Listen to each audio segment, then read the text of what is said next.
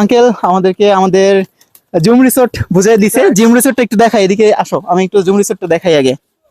আমাদের zoom resort হচ্ছে এইটা, ভিতরে আমাদের জুম রিসোর্ট হচ্ছে এইটা।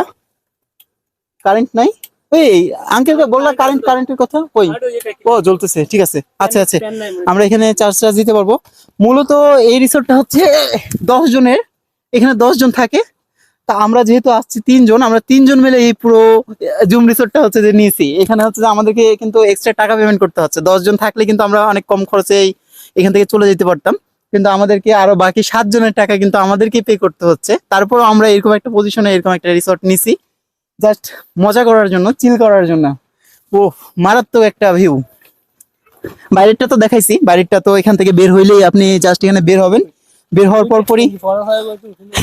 পরপরই ও মাই গড, অস্থির একটা ভিউ পেয়ে যাবেন। আপনাদের পয়েন্ট একবার সামনে পাইছেন, আপনারা খুব ভালো একটা পজিশন পাইছেন। দেখা যাচ্ছে ওই পাশে তো ওইদিকে একটু অন্ধকার হবে, ছবি টবি তোলার জন্য ভিউ পয়েন্ট হচ্ছে যে এই পাশটা কিন্তু বেশি বেটার। আর এই পাশের এই যে সৌন্দর্যগুলো, এগুলো আরো সুন্দর।